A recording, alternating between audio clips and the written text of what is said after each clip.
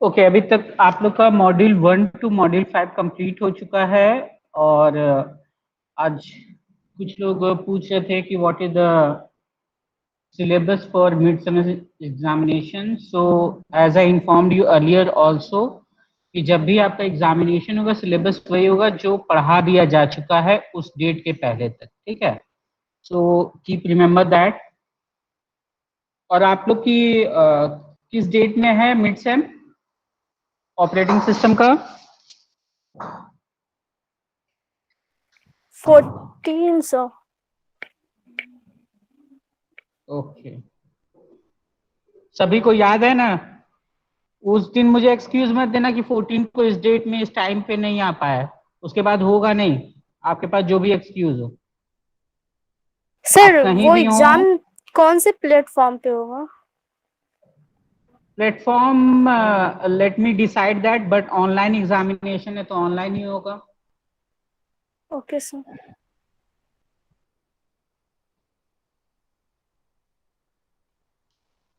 Sir objective रहेगा या subjective? Till now I think it will be objective. I do. If you want to have the subjective, then I can also go for that. No sir, objective better sir.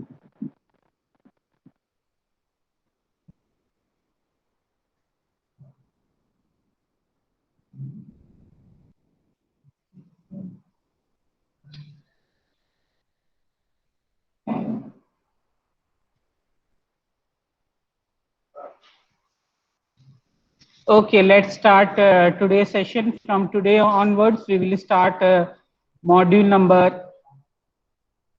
6. Okay, so आप लोग को disc structure इससे पहले पढ़ाया गया है introduction to operating system में. Do you remember that? What is disk, what is structure, what is track? Yes student?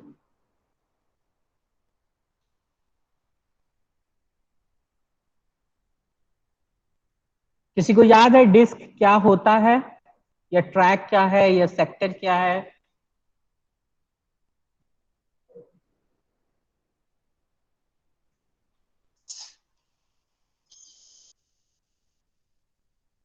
Okay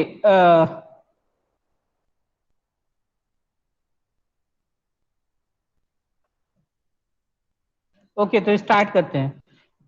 Today's in the module 6 we will study about how we can schedule our disk, because disk is a memory which is basically used for input output processing.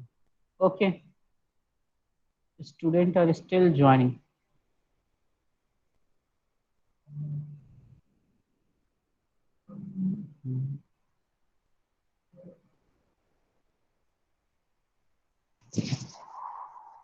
Okay, let's see. Ankit, Rishikesh, Manisha Kumari, Muskan, Prem, Priyanshu, Richa, Sahil, Sajit, Shubham, Simran, Sumit and Suraj. Okay चलिए start करते हैं. तो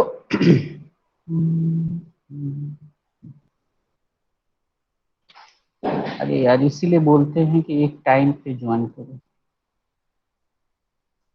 So I will wait till 11:40. After that, it is not possible for me to give you entry in the class.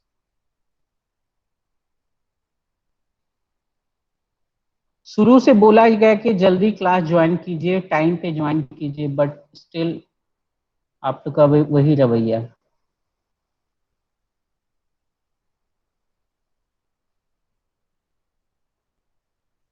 सो किसी को याद है track क्या है? ट्रैक किसको कहते हैं? स्पिंडल क्या होता है?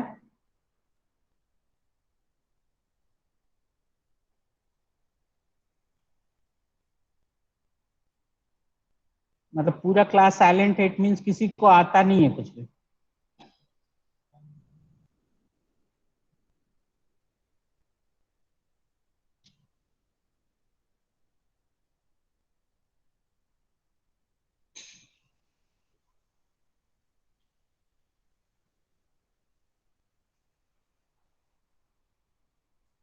हम्म।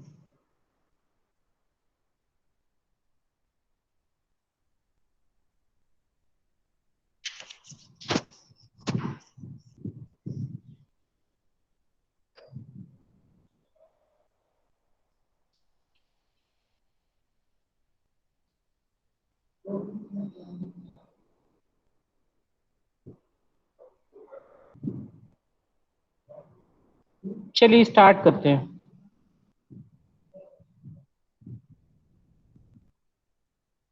अब 11:45 पे एंट्री देंगे, जितने लोग होंगे। डिस्क आपका क्या होता है? डिस्क जैसे आपने देखा भी होगा, we have a certain disk also, like we have CD, we have DVD, we have HDD. Now आपका क्या होता है? एसएसडी भी होता है, ठीक है। ये सारे आपके क्या डिस्क के टाइप। डिस्क जैसा कि मैंने प्रीवियसली आपको बताया था, एक सर्कुलर आपके पास क्या होता है, it is a kind of plate जिसमें कि क्या होते हैं आपके कोइंसेंट्रिक सर्कल्स होते हैं। यस, इस कोइंसेंट्रिक सर्कल्स को क्या किया जाता है? डिवाइड किया जाता है इन द फॉर्म ऑफ सेक्टर्स। और ये जो कोइंसेंट्रिक सर्कल होते हैं इनको ट्रैक करते हैं। अब if we will get a request that I want the data from track number this और sector number this, it means we have a pool of request कि these are certain request. So how we will satisfy this request, and the time to process this request will be small. Okay और ये जो time लिया जाता है इसको disc के case में कहा जाता है सीक टाइम। इसको कहा जाता है सीक टाइम। सीक बेसिकली कहलाता है आपका आपका जो हेड होता है, जिसके हेल्प जो कि आपका क्या होता है, आर्म से जुड़ा होता है। और इस हेड को हम क्या करते हैं, एक पर्टिकुलर पोजीशन की तरफ with the help of back and fourth movement हम क्या करते हैं, पहुंचाते हैं। ठीक है। अब सीक टाइम क्या हुआ कि आप एक ट्रैक से दूसरे ट्रैक की ओर मूवमेंट करने में जितना एवरेज टाइम लगता है उसको सीक टाइम कहा जाता है। तो हम चाहते हैं कि बेसिकली इस जो सीक टाइम है इसको हम क्या कर सके, मिनिमाइज कर सके। ओके, मिनिमाइज कर सके, यही हमारा डिस्क शेड्यूलिंग का या डिस्क को शेड्यूल करने का यही हमारा बेसिक गोल है। ठीक है। अब शेड्यूलिंग के हम पढ़ेंगे आगे चल के कि we have so many scheduling for this. Scheduling algorithm बहुत सारे होते हैं। In them we have FCFS, first come first serve, SSTF, shortest seek time first, scan होता है हमारा, फिर आपका सी स्कैन होता है हमारा, लुक होता है आपका, एंड सी लुक होता है आपका। These are methods by which we are doing the CPU scheduling. Why it is so important? Why it is so important? Because in the system we do so many input output tasks. Like आप file को read करना हो गया, या आपको input provide करना है system को, या आपका डेटा आपको मॉनिटर पे रीड करना है।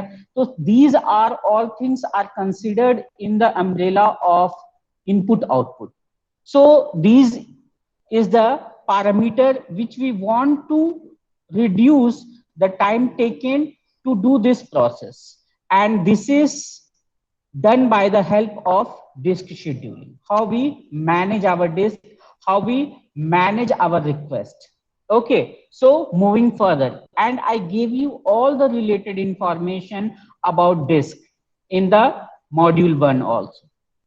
So थोड़ा सा उसको ब्रीफ में देख लेते हैं कि डिस्क का स्ट्रक्चर के बारे में, कि disk drives are address as large one-dimensional array of logical blocks. Logical blocks क्या हुआ? Yes, student, can anyone tell me what is logical block?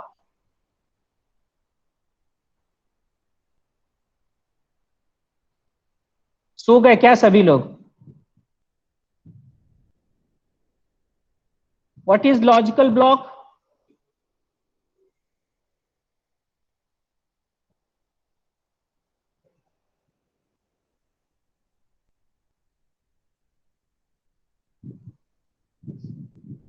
Yes, what is logical block, students? Sir logical block जो होता है data कहाँ पर store रहा है उसका एड्रेस बताता है। ओके, क्या आप लोगों ने सुना है लॉजिकल एड्रेस भी होता है कुछ? Yes sir. लॉजिकल एड्रेस पता है, ठीक है, लॉजिकल ब्लॉक नहीं पता है। सर लॉजिकल एड्रेस जहाँ पे स्टोर किया जाता है वही लॉजिकल ब्लॉक। ओके ओके, चलिए, मतलब कुछ लोग जागे हुए हैं, बाकी कुछ लोग सो भी रहे हैं। चलिए ठीक, तो आपका क्या होता है कि डिस्क, जो डिस्क ड्राइव है आपका, जब डिस्क स्ट्रक्चर किसे कहते हैं? जब भारतीय डिस्क स्ट्रक्चर हम यस, हु इज दिस? भारतीय डिस्क स्ट्रक्चर की Saurabh. Saurabh, you have a problem of getting my voice. In the Viva, you told me that you have a listening problem. If I tell you the solution, then how you will hear this? Because at the time of Viva, you told me that you have a listening problem.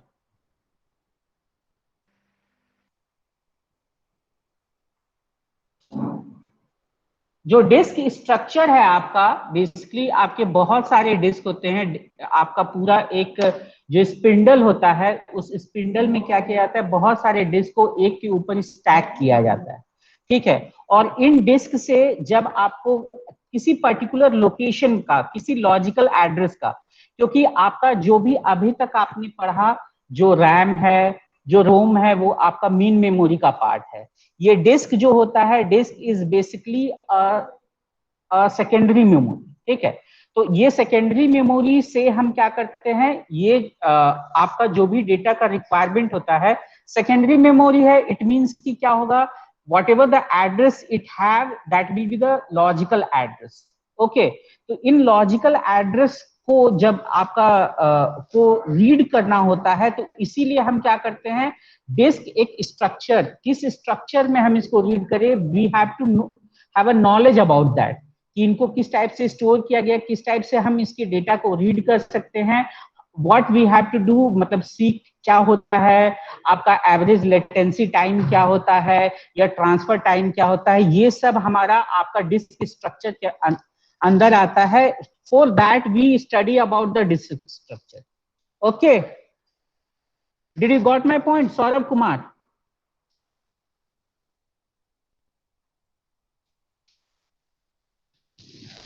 Okay, let's move further. Disk drive are addressed as a large one-dimensional array of logical block, where the logical blocks is the smallest unit of transfer. ठीक है, it means कि जो आपका क्या है, logical block है, ये आपका डिस्क है। डिस्क के अंदर ये आपके, जैसा कि मैंने बताया कि कॉन्सेंट्रिक सर्कल्स होते हैं। अब इन सर्कल्स को ट्रैक कहा जाता है, और जो हम इसको ट्रैक को भी फिर फर्दर डिवाइड करते हैं, ये आपका क्या होता है, सेक्टर बनता है। अब हम सेक्टर में में हमारा क्या होता है, डेटा स्टोर्ड होता है, और इन डेटा को अगर हम रीड करना चाहते हैं तो यही जो ब्लॉक्स, इन सेक्टर को जब डिवाइड किया जाता है टू स्टोरेज पर्पस, तो एक स्मॉलेस्ट यूनिट जो होता है यहाँ पे, वही आपका क्या है, वही that is the logical block which we want to transfer और get transfer. Okay, so this is about the logical block, और इसको वन डायमेंशनल अरे के फॉर्म में स्टोर किया जाता है। The one dimensional array of logical block is mapped into the sector of disk sequentially. Okay, sequence form में इनको किया जाता है स्टोरेज। Sector 0 is the first sector of the first track on the outer most cylinder. ठीक है, अब cylinder क्या होते हैं? Can anyone tell me what is cylinder? What is cylinder, students?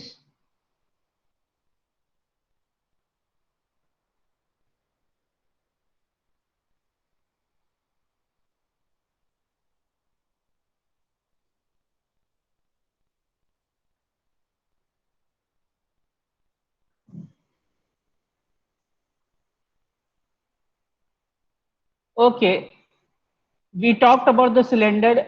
Do refer the lecture related in the introduction of operating system. ठीक है, we have studied about the track, we have studied about the sector, we have also studied about the cylinder. जो आपके कोएंसेंट्रिक circle एक ही पूरे उसमें सारे जो भी आपके डिस्क है, पूरे डिस्क के स्टैक में एक ही, अगर हम ट्रैक के बारे में बात करें, सभी का एक ही ट्रैक के बारे में बात करें, तो वो आपका क्या हो गया, that is a form of a cylinder. Okay, कि track number 44 in all the disk, तो वो आपका क्या हो जाएगा, that is the form of a cylinder.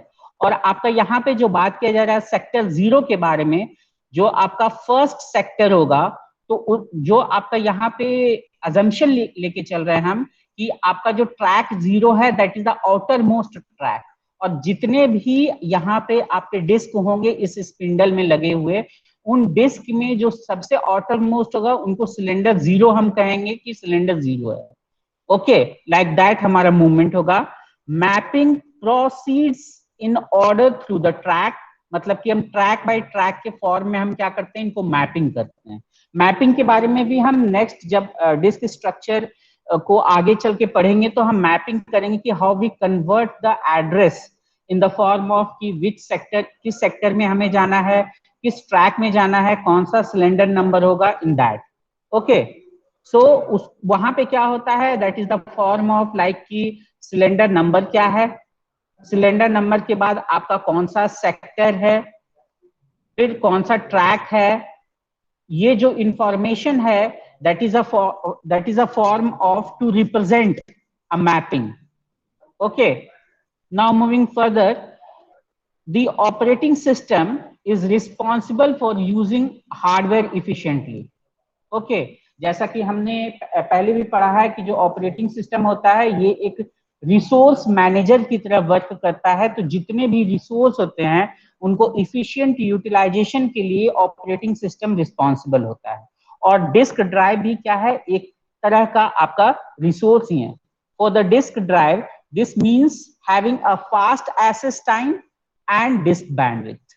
Okay, तो जो हम यहाँ पे मेन क्राइटेरिया के बारे में पढ़ रहे हैं, ये स्टडी कर रहे हैं, दैट इज सीक टाइम को हम क्या करना चाह रहे हैं, सीक टाइम को सब मिनिमाइज करने की कोशिश कर रहे हैं। ओके, बैंडविड्थ, बैंडविड्थ का मतलब हो गया कि आप एट ए यूनिट टाइम में कितना डेटा आप सेंड कर पा रहे हैं। ठीक है, access time has two major component. पहला होता है आपका सीक टाइम। सीक टाइम क्या होता है, seek time is the time for the disk arm to move the head, head का मूवमेंट होता है to the cylinder containing the desired sector. तो आपका हेड मान लिया जाए आपके सेक्टर नंबर 45 पे है। अब इस सेक्टर नंबर 45 से अगर आपको सेक्टर नंबर 3 का डेटा रीड करना है, तो आपको कितना हेड को मूवमेंट करने में जो टाइम लगेगा हेड को मूवमेंट करने में, वही आपका कहलाएगा seek time. Okay, head movement में जितना टाइम लगता है to reach that desired sector, तो that is called as a seek time. अब नेक्स्ट आता है आपका रोटेशनल लेटेंसी। अब हम उस सेक्टर पे तो पहुंच गए हैं, अब हमको बेसिकली उस ब्लॉक तक में, उस डिजायर्ड सेक्टर में उस ब्लॉक को रीड करना है, दैट इज, तो उसके लिए हमारा क्या होता है, रोटेशनल लेटेंसी। क्योंकि आपको पता है डिस्क जो होता है, डिस्क क्या होता है, एक यूनिफॉर्म मूवमेंट आपका देता, यूनिफॉर्म मूवमेंट देता है। इट मीन्स कि 5400 आरपीएम से मूव कर रहा है। इट मीन्स एक मिनट में 5400 टाइम्स क्या हो रहा है, ये रोटेट हो रहा है। अब चूंकि ये रोटेट हो रहा है, तो हम क्या हुआ कि आपको जब डिस्क स्ट्रक्चर पढ़ाए थे इससे पहले, तो वहां पे बताए थे कि आपका क्या होता है, एक स्पिंडल होता है, स्पिंडल में सारे स्टैक्ड होते हैं आपके डिस्क, और उसी में क्या होता है, एक हेड लगा होता है जो कि आर्म से कनेक्टेड होता है। और ये जो हेड होता है, ये आपका बैक एंड फोर्थ मूवमेंट करता है। तो बैक एंड फोर्थ मूवमेंट करने के कारण हम क्या क्या कर सकते हैं, इसको सिर्फ हम ट्रैक के में मूव कर सकते हैं, बट उस सेक्टर में जहां पे हमें पहुंचना है, उस सेक्टर में मूव करने के लिए, पहुंचने के लिए हम क्या करेंगे, वो उसका जो रोटेशन है, रोटेशन के हेल्प से ही वो क्या होगा, वो डेटा को आप रीड कर सकते हैं। ठीक है, तो इसीलिए वहां पे क्या होता है, रोटेशनल लेटेंसी भी एक टर्म आता है। रोटेशनल लेटेंसी क्या है, rotational latency is the additional time है waiting for the disk to rotate the desired sector to the disk head. मतलब हमको इस ट्रैक में तो हम पहुंच गए हैं, अब इस ट्रैक में हमें सेक्टर नंबर अगर 3 में पहुंचना है, तो क्या होगा, इसका एक जो सेल्फ मूवमेंट है आपका, किसका, डिस्क का रोटेशनल मूवमेंट है। रोटेशनल मूवमेंट के कारण ये हेड होगा, हेड कभी ना कभी आपका सेक्टर नंबर 3 पे पोजीशन होगा। तो इसी को कहा जाता है आपका rotational latency. Okay, seek time कि हम उस ट्रैक तक पहुंचे, और रोटेशनल लेटेंसी कि हम उस ट्रैक में डिजायर्ड सेक्टर तक पहुंचे। ठीक है, तो दोनों का डिफरेंस समझिएगा स्टूडेंट। यहां पे डिस्क शेड्यूलिंग में हम क्या करना चाहते हैं, मिनिमाइज करना चाहते हैं सीक टाइम को। और सीक टाइम बेसिकली आप देखिए, सीक टाइम मैंने क्या कहा कि आपको एक किसी, अभी जिस करंट पोजीशन में है आप, इट मींस हेड का जो करंट पोजीशन है, उससे हम क्या चाहते हैं कि डिजायर्ड पोजीशन में हम लेके जाएं। डिजायर्ड पोजीशन इट मींस कि वो ट्रैक जिसमें वो सेक्टर कंटेन करता है। तो उस ट्रैक में पहुंचने के लिए आपको क्या करना पड़ेगा, we have to cover a distance, and this distance is known as seek distance. और सीक डिस्टेंस डायरेक्टली आपका जो सीक टाइम होता है, seek time is directly affected by the seek distance. It means कि आपको अगर करंट पोजीशन है like 1024 track number, और आपको ट्रैक नंबर 45 में पहुंचना है, तो आपको जो डिफरेंस होगा वो कितना का हो गया, 1024 से आपको 45 में पहुंचना होगा। This is the distance which you have to cover. But अगर 1024 से आपको सेक्टर नंबर या ट्रैक नंबर 450 में पहुंचना है, तो which will take the less time student, which operation, this is the operation 1 and this is operation 2, which operation will take less time students? 2 sir. Operation 2, number sir. 2, yes, very good, because here the distance which you will cover is less in comparison to operation number 1. Okay, so this is the scenario, this is the correlation between the seek distance and seek time. Now come upon to the disk bandwidth. The disk bandwidth is the total number of byte transferred. जितना आप byte transferred कर रहे हैं divided by the total time between the first request of the service and the completion of the last request. मतलब कि आपने total कितना byte transfer किया और फर्स्ट रिक्वेस्ट टोटल बाइट कितना ट्रांसफर हुआ. Okay, let me do something.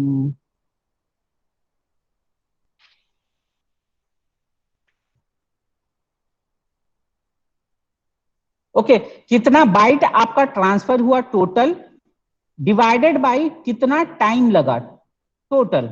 It means first request को आपने कब सेटिस्फाई किया और लास्ट रिक्वेस्ट को कब सेटिस्फाई किया, इन दोनों के बीच का जो डिफरेंस टाइम होगा वही आपका हेल्प करेगा टू कैलकुलेट द बैंडविड्थ। तो बैंडविड्थ क्या हो गया, bandwidth is directly proportional to the byte which we have transferred and inversely proportional to the time, get it, समझ में आया? What is the bandwidth, what is the seek time, what is the rotational latency? Yes students?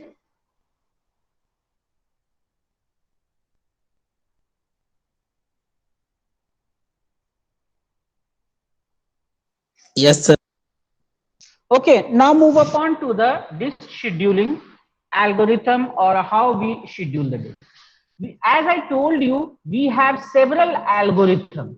We have several algorithms exist to schedule the servicing of disk input output request. As I told you, we will have a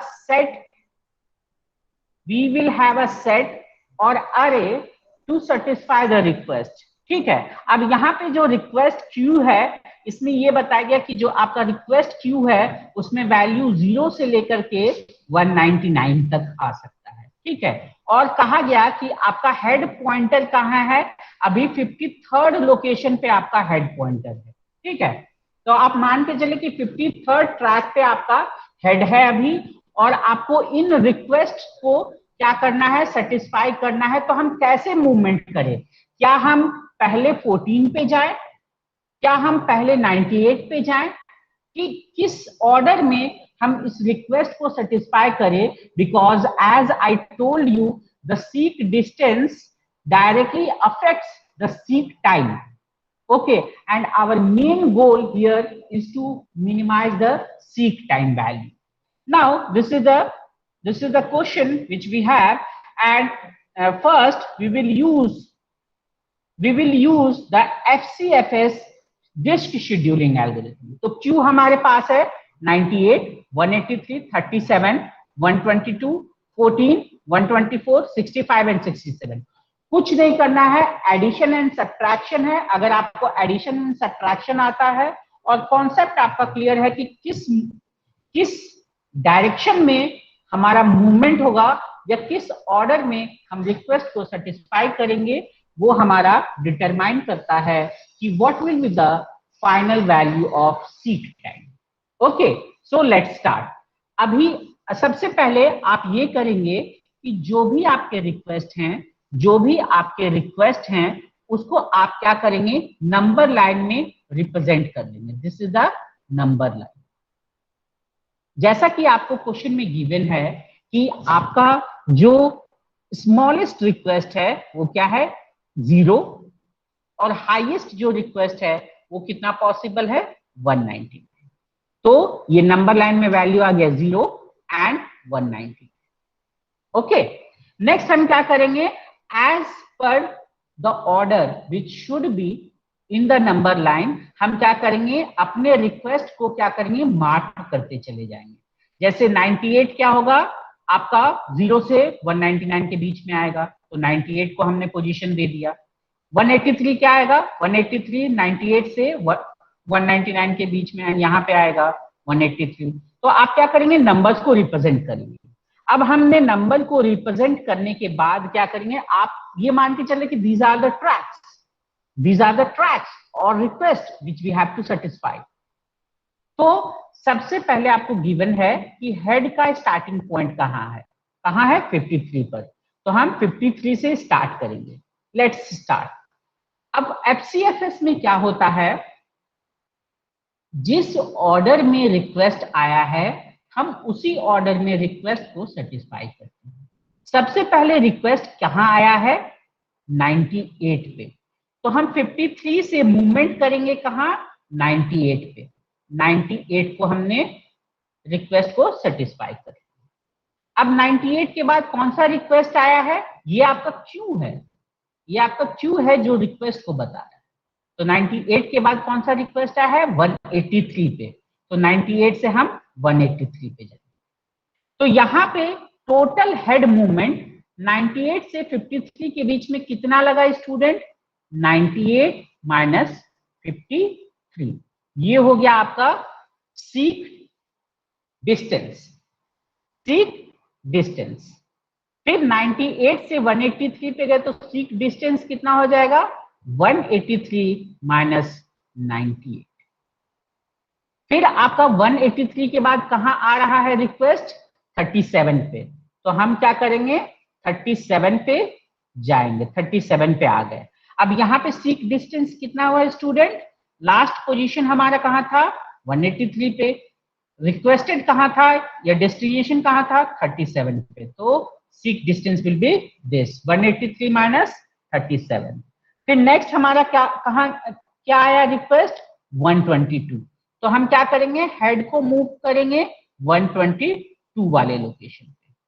total distance हमने कितना move किया student? 122 से लेकर के 122 minus 37, हम यहाँ पे distance calculate करेंगे। फिर नेक्स्ट रिक्वेस्ट कहाँ आया? 14 का। तो हम 14 पे चले गए लाइक इन दिस फैशन। तो टोटल डिस्टेंस हमने कितना मूव किया? 122 से 14 पे। ओके, नेक्स्ट हम कहाँ गए? 14 के बाद हमारा नेक्स्ट रिक्वेस्ट कहाँ आया? 124 पे। तो हम 14 से कहाँ गए? 124 पे चले गए। टोटल डिस्टेंस हम कितना मूव किए? इतना। ओके, फिर नेक्स्ट क्या आया? 65। तो हम 124 से फिर मूव करेंगे लेफ्ट साइड में और कहाँ जाएंगे? 65 पे। तो 124 माइनस 65। फिर लास्ट रिक्वेस्ट क्या है? 67। तो हम क्या करेंगे? 67 की ओर मूव किए। तो कितना लगा यहाँ पे? 67 minus 65। Can anyone tell me how many cylinders और how many disk movement we have done till now? What is the total seek movement?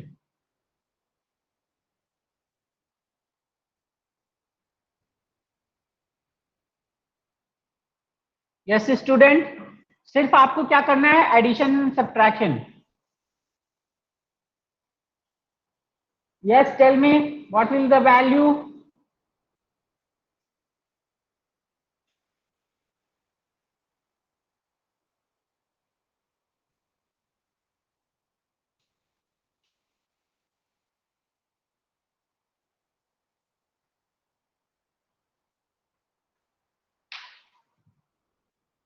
Yes, what will the value? You just have to add those values.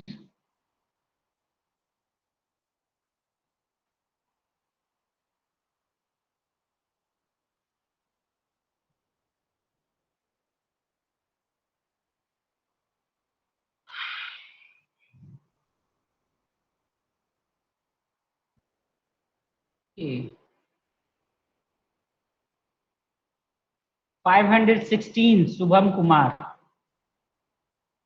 I think Subham, calculate that carefully, little bit carefully. I think you're missing some values.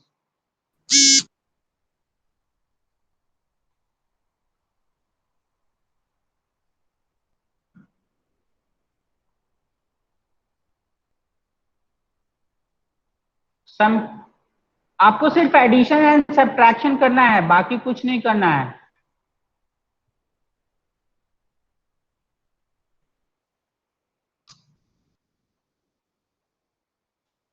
Yes, student, I have provided you a link for today's attendance. Kindly fill it up also and tell me what will the result of this seek movement. What is the total seek movement we have? Total seek movement we have.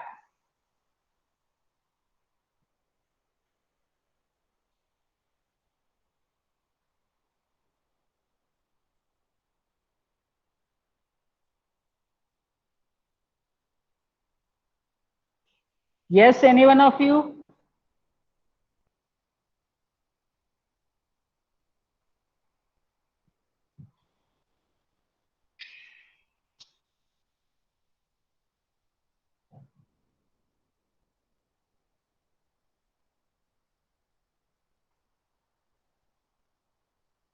सिमरन 600।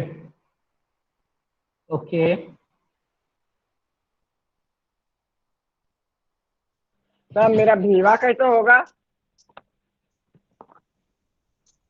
आप college आ जाइएगा सौरभ कुमार, मैं आपको एक date दे दूंगा, उस date में आप, उस वीक में आप कॉलेज आ जाइएगा, आपका वाइवा हो जाएगा।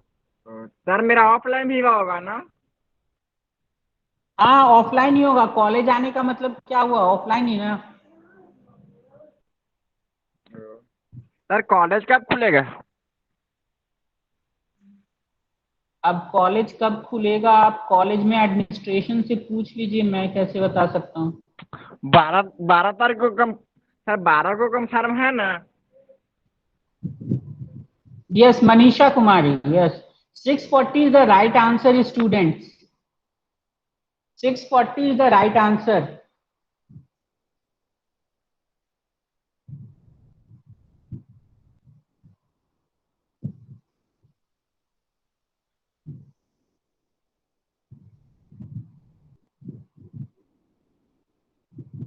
Okay, 8 of you have already responded। Okay, let's continue। So इसमें हमारा जो सीक डिस्टेंस आया, सीक डिस्टेंस कितना आया, 640 हमारा टोटल सीक डिस्टेंस आया। हमने यहाँ पे क्या टेक्निक यूज किया है, टेक्निक हमारा बहुत सिंपल है एफसीएफएस को इंप्लीमेंट करने का, कि whatever the request order which we will get, in whatever the order which we will get, we will satisfy that request in that order, and the total head movement will be calculated by summing all the distance। Okay, so this is the method for the FCFS। बहुत simple है, easy to implement है, but अभी आप अगर एक parameter जो हमारा था कि हम सीक डिस्टेंस को या सीक टाइम को क्या करना चाहते थे, मिनिमाइज करना चाहते थे, और as I told you before, the seek time is directly proportional to the seek distance। Okay, and relatively जब हम कंपेयर करेंगे अदर एल्गोरिथम के साथ, तो अभी जो सिनेरियो है उसमें आपको मिलेगा कि एफसीएफएस में हमारा क्या रहा है, it gives us the high value of the seek time, not always, but for this scenario it is giving us।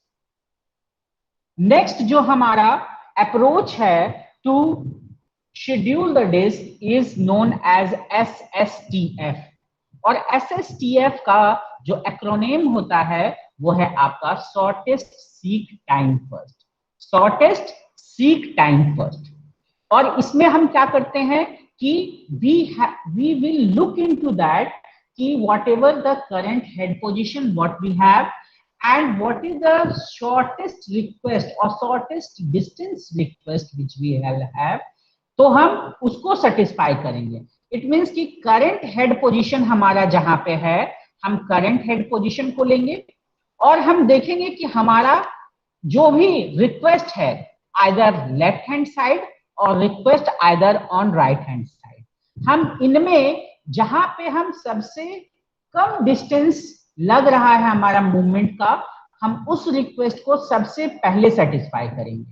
तो इसमें सबसे पहली बात यह आ जाती है कि फॉर द प्रोसेसिंग हमें पहले से पता होना चाहिए कि हमारे पास रिक्वेस्ट कौन कौन से ट्रैक के लिए आने वाली है। Okay, so this is the concept, select the request with the minimum seek time from the current head position as I told you. So SSTF scheduling is a form of SJF scheduling। SJF CPU scheduling सभी को याद होगा, जो मैंने आपको पढ़ाया था CPU scheduling में, कि वहां भी हम क्या करते थे, करेंटली देखते थे कि हमारे पास जो रिक्वेस्ट है उनमें से सबसे स्मॉलेस्ट हमारा बर्स्ट टाइम किसका है, मुझको सेलेक्ट करते थे। यहाँ क्या कर रहे हैं, हम जो करंट रिक्वेस्ट हमारे पास अवेलेबल है उसको हम कंपेयर कर रहे हैं कि हमारा हेड मूवमेंट सबसे लेस किस में लगेगा।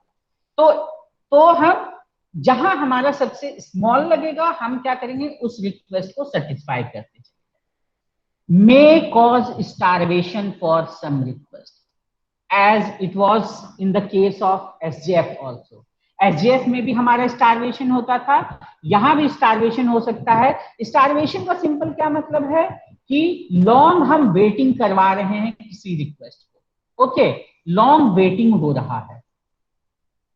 तो अगर हमारा ऐसा रिक्वेस्ट है कि अगर हमारा जो हेड है, मैं एक सिनेरियो देता हूं स्टारवेशन को समझाने के लिए, मैं एक सिनेरियो यहां पे दे रहा हूं कि आपके पास जो करंट हेड पोजीशन है वो मानते हैं कि 48 पे है, और यहां हमारे पास जो रिक्वेस्ट है वो रिक्वेस्ट है लेफ्ट साइड में ट्रैक नंबर 5 के लिए और राइट साइड में ट्रैक नंबर 53 के लिए, फिर 55 के लिए, फिर आपका 64 के लिए, फिर आपका 68 के लिए, लाइकवाइज आपका 100 के लिए, लाइकवाइज आपका 101 के लिए, लाइक दिस।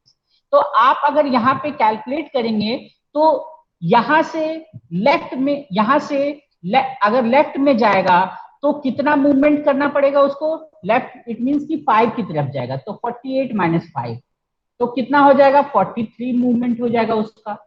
अगर उसको राइट में मूवमेंट करना होगा तो कितना मूवमेंट लगेगा, क्योंकि अभी हम कहाँ नेक्स्ट जाएगा हेड हमारा वो हम कैलकुलेट करें।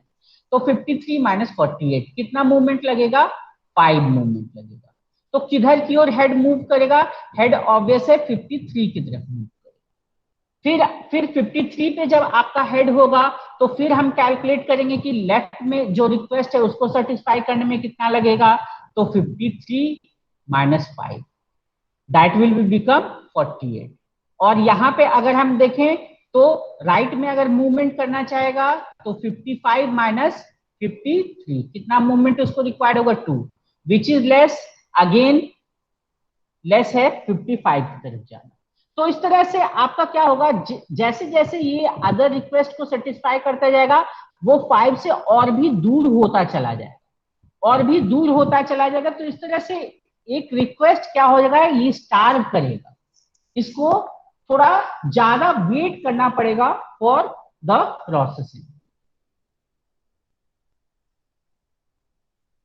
अब अगर हम इसी प्रॉब्लम को अगर हम SSTF के हेल्प से सॉल्व करने की अगर कोशिश करें तो एज आई टोल्ड यू यहां तक तो स्टेप सेम है कि आप क्या करेंगे, नंबर लाइन पे इसको रिप्रेजेंट करें। नंबर लाइन पे रिप्रेजेंट करने के बाद क्या करेंगे, सबसे पहले देखें कि हमारा हेड का पोजीशन क्या है, कहां पे है, 53 पे है। 53 पे है तो अब जितने भी रिक्वेस्ट हैं, हम सारे रिक्वेस्ट से तो करंट हेड पोजीशन को सब्ट्रैक्ट नहीं करेंगे, क्योंकि आइदर वो लेफ्ट साइड में मूव करेगा या राइट साइड में मूव करेगा, ठीक है। आइदर वो करंट जो हेड पोजीशन है उससे लेफ्ट साइड में या राइट साइड में मूव करेगा। तो जो सबसे पास के लेफ्ट होंगे या राइट होंगे हम उसको सिर्फ कंसिडरेशन में लेंगे, बाकी के लिए तो डिस्टेंस और भी बड़ा होगा ना, और भी ज्यादा होगा डिस्टेंस की वैल्यू। तो यहाँ पे हमारे लेफ्ट साइड में क्या है, 65 है, और राइट साइड में क्या है, 65 है, और लेफ्ट साइड में क्या है, 37 है। तो अगर हम यहाँ कैलकुलेट करना चाहेंगे लेफ्ट साइड में कितना मूवमेंट लग रहा है, तो 53 माइनस 37 दिस विल बी 16। और अगर हम राइट साइड में मूवमेंट कैलकुलेट करना चाहेंगे तो कितना होगा, 65 माइनस 53 दैट इज 12। तो कहां पे जाएगा, कहां पे हेड मूव करेगा, हेड आपका मूव करेगा स्मॉलेस्ट जो वैल्यू होगी सीक टाइम की वहां मूव करेगा।